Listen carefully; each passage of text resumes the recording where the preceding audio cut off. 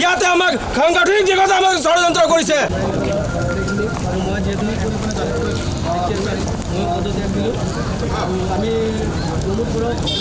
प्रमोद बरा मुर्दाबाद मुर्दाबाद मुर्दाबाद प्रमोद बरा मुर्दाबाद मुर्दाबाद मुर्दाबाद राजू ढाकल जिंदाबाद जिंदाबाद जिंदाबाद राजू ढाकल जिंदाबाद जिंदाबाद जिंदाबाद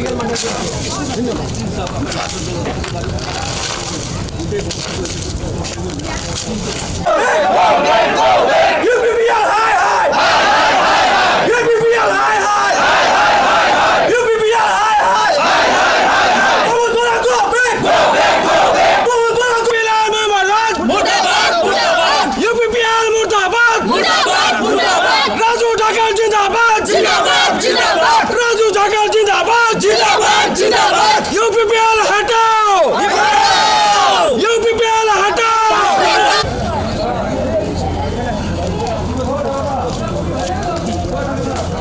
मुर्दाबाद मुर्दाबाद मुर्दाबाद मुर्दाबाद मुर्दाबाद जिकी बार जिकी बार राजू ढाकल जिकी बार जिकी बार जिकी बार राजू ढाकल जिकी बार जिकी बार जिकी बार राजू ढाकल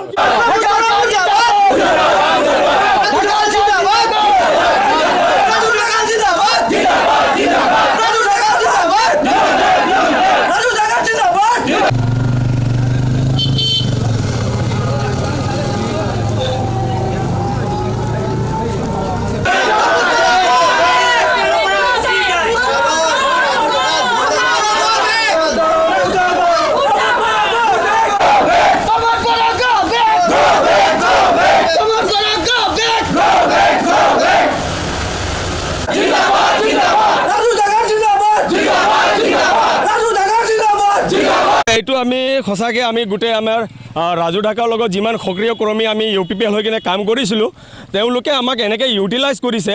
আজি ৰাজু ঢাকালে আজি ইউপিপিএল 5 নং চেৰফাঙত কোনো মানুহে বুজি পোৱা নাছিলে ইউপিপিএল কি চৰকাৰ।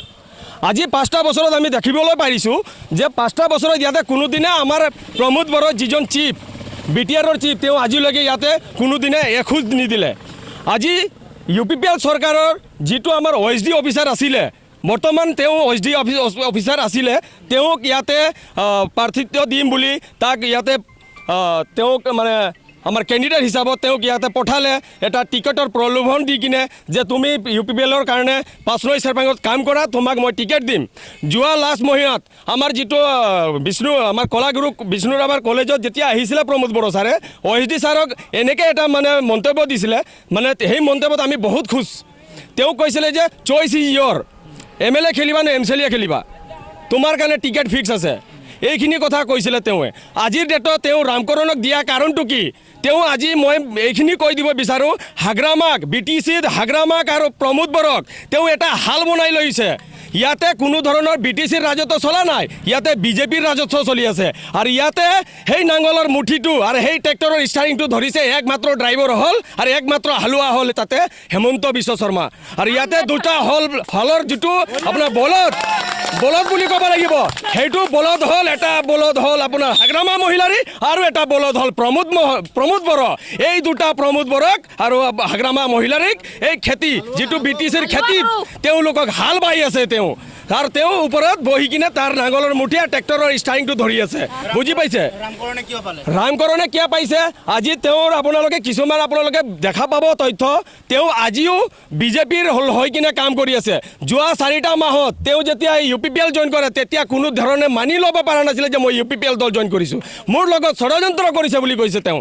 আজিৰ ডেটত কেলে সি ইউপিপিএলৰ প্ৰাৰ্থী হৈ কিনে ওলাই আহিছে আমি জানো না। তাৰ কিছুমান আমি এনেকৈ ব্যক্তিগত আমি ভিডিঅ' পাইছোঁ যিটো নেকি হেমন্ত বিশ্ব শৰ্মাৰ মিছেছৰ লগত মিটিং মাৰা আপোনাৰ বালিপাৰাত মিটিং মাৰা আপোনাৰ পল্লৱ লোচন দাসৰ লগত আজিৰ ডেটতো তেওঁ বহল নাইট তেওঁ বিজেপিৰ লগত কেম্পেইনিং কৰি আছে।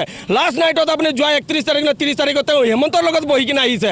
তেওঁক আজি 2 দিনৰ পিছত কেনেকৈ টিকেট দি দিলে আমি এইখিনি কি আমি বুৰ্বক নেকি আমি বুজি পাইছোঁ না আমি বুজি পাই আছোঁ। এই 5 নং চেৰফাঙত তেওঁলোকে কেনেকৈ পলিটিকেল মাৰ্ডাৰ কৰিব বিচাৰিছে আমাৰ দলৰ সক্ৰিয় নেতাক সক্ৰিয় এটা কৰ্মীক আমি বুজি পাইছোঁ। এতিয়া আমি প্ৰত্যেক 12,000 12,000 PPL ফেমিলি যিটো বনাইছিলে আমাৰ OSD ৰাজু ঢাকাল ছাৰে, সেই 12,000 ফেমিলিয়ে আজি গোটেইকেইটা আমি UPPLৰ পৰা ৰিজাইন দি আছোঁ। তাৰ পাছত আমি নিৰ্দলীয় হৈ কিনে আমি ৰাজু ঢাকাল ছাৰক আমি জয় কৰাম আৰু এইটো সঠিক কোনো মাইকেলাল হিলাব নোৱাৰে। ইয়াতে ৰাজু ঢাকালৰ চৰকাৰ বনিব। দলে বিট্ৰে কৰিলেও ৰাইজে আঁকোৱালি লৈছে, আমাৰ টিমে আঁকোৱালি লৈছে। গতিকে এতিয়া আপুনি দেখিছে এই পৰিৱেশত আপুনি ভাবিছে নেকি আমি থমকি যাম? এই পৰিৱেশে এইটো স্পষ্ট কৰিছে যে আমি আগুৱাই যাম আৰু আমি ইণ্ডিপেণ্ডেণ্ট হ'লেও আমাৰ জিকাৰ পৰিৱেশ আছে বুলি আজিৰ এই পৰিৱেশে আপোনাক স্পষ্ট কৰি দিছে।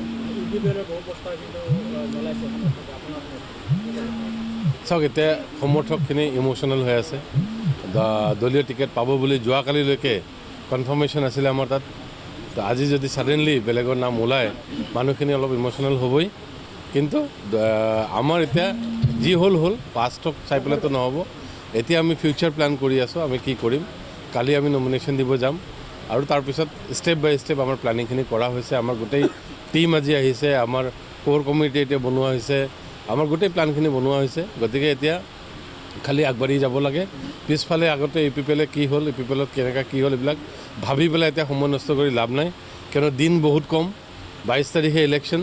এই 22 তাৰিখৰ ইলেকশ্যনৰ কথা ভাবি পেলাই আমি এতিয়া আগুৱাই গৈ আছোঁ। এইটো চাওক, আমাৰ হিচাপততো দেখিছোঁ এইটো চিটটো BJPক জিকাবৰ কাৰণে এইটো চিটটো এৰি দিয়া হৈছে UPPLৰ পৰা। গতিকে এতিয়া কম্প্ৰমাইজ হোৱাৰ বাবে, নহ'লে আৰু ৰামকৰণৰ বাহিৰেও আদিবাসী যদি দিব লাগে, আদিবাসী নেতা আমাৰ তাত বহুত কেইজন আছে। আদিবাসী নেতা UPPLত পুৰণা আদিবাসী নেতা বহুত আছে। ৰিমিছ লিণ্ডা আছে, আমাৰ সনাতন কৰ্মকাৰ আছে, সুন্দৰ টিগ্গা আছে, বহুত আছে, ভাল ভাল লিডাৰ আছে। ৰামকৰণ গৌড়ৰ কিয় দিলে তাতে গম পায় যে এই সমষ্টিটো জিকাব বিচৰা নাই UPPLে। যোৱাকালি ৰাতি আজি ৰাতিপুৱা ইনফেক্ট 4টা বজালৈকে মিটিং কৰিছোঁ বিভিন্ন জেগাত, যে যিবিলাক বেলেগ দলৰ মানুহ দলীয় টিকেট দেখি পেলাই, ডিচিশ্যনবিলাক দেখি পেলাই বেয়া পাই পেলাই আমাৰ লগত আহি যোগদান কৰিছে আৰু যোগদান কৰিম বুলি কথা দিছে। আৰু মোৰ দলীয় টিকেট থাকক বা নাথাকক তেওঁলোকে আমাৰ লগ দিম বুলি কথা দিছে। নিৰ্দলীয়ভাৱে খেলিম আৰু আমাৰ সমৰ্থক 10-12 হাজাৰ সমৰ্থক আছে। প্লাছ ভোটিং যদি চাব যাওঁ আমি জিকা অংক অলৰেডি আছে। আমি গোটেই হিচাপ নিকাচ কৰি লৈছোঁ কেনেকৈ জিকম, ক'ৰ পৰা কি ভোট আহিব। গতিকে এইখিনি আমি সময়ত ক'ম। এতিয়া খালি নাম্বাৰ্ছখিনি নকওঁ, ৰাইজেহে দিব ভোট। এতিয়া কোনোবা দলে টিকেট দিছে, দলে টিকেট দিয়া নাই, সেই বুলিতো ৰাইজে কেণ্ডিডেটহে চাব। অপশ্যন নাই ইয়াতে বেলেগ। ইমান দিনে মানুহে বিচাৰিছিলে যে এটা ভাল অপশ্যন আহিছে, কিন্তু এইবাৰ আকৌ UPPLে অপশ্যন নোহোৱা কৰি দিছিল ৰাইজৰ হাতত। গতিকে ৰাইজে আকৌ মোক দাবী কৰিছে যে আপুনি ইণ্ডিপেণ্ডেণ্ট হ'লেও খেলিব লাগিব। আৰু ৰাইজৰ দাবীত তেওঁলোকক সঁহাৰি জনাই, আমাৰ দলীয় কৰ্মীক সঁহাৰি জনাই ইণ্ডিপেণ্ডেণ্ট খেলিম বুলি আমি ডিচিশ্যন লৈছোঁ। এইটোতো স্পষ্ট সূচাইছে যে BJP আৰু UPPLৰ মিত্ৰতা হৈছে। আজি আমাৰ 150ৰ ওপৰত অলৰেডি ৰেজিগনেশ্যন চাইন হৈ গ'ল আৰু কালিলৈকে আমাৰ 1000ৰ ওপৰত আমি ৰেজিগনেশ্যন আমাৰ ৰেডি আছে। আমি চহী কৰি কালি 1000 ৰেজিগনেশ্যন দি নমিনেশ্যন দিব যাম। অহাৰ পিছত আকৌ মানুহখিনি আহি থাকিব, কণ্টিনিউ এই কামটো চলি থাকিব। গতিকে মোটামুটি 4-5 হাজাৰ UPPLৰ কৰ্মী যিখিনি আমাৰ লগত কাম কৰিছিলে, সেই কৰ্মীখিনি ওলাই আহিব।